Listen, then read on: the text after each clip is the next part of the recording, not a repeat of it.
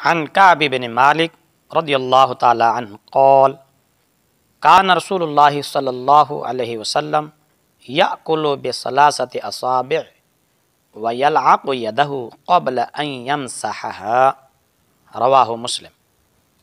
حضرت کعب بن مالک رضی اللہ تعالی عنہ بیان کرتے ہیں کہ رسول کریم صلی اللہ علیہ وآلہ وسلم 3 انگلیوں کے ساتھ کھایا کرتے تھے اور آپ ہاتھ صاف کرنے سے پہلے انہیں چاٹ لیا کرتے تھے۔ رواہ مسلم۔ اس حدیث پاک کو امام مسلم نے روایت کیا ہے۔ یعنی روٹی کا لقمہ 3 انگلیوں سے ہی کھانا چاہیے، انگوٹھا، شہادت والی انگلی اور اس کے ساتھ والی بڑی انگلی۔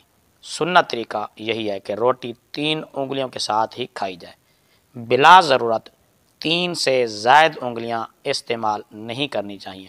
ہاں اگر ضرورت ہو، مثلا چاول کھا رہے ہیں تو چاول چونکہ 3 انگلیوں سے کھانا مشکل ہے، اس لیے جتنی انگلیوں کی ضرورت ہو چاول کھانے میں اتنی انگلیاں ہی استعمال کر سکتے ہیں۔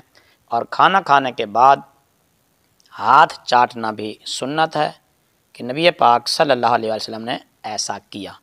اور اس میں حکمت اور راز یہ ہے کہ جب ہم انگلی چاٹتے ہیں تو انگلی چاٹتے ہوئے ہمارے منہ کا لعاب بار بار ہمارے معدے میں جاتا ہے، جو کھانے میں ہضم کا فائدہ دیتا ہے۔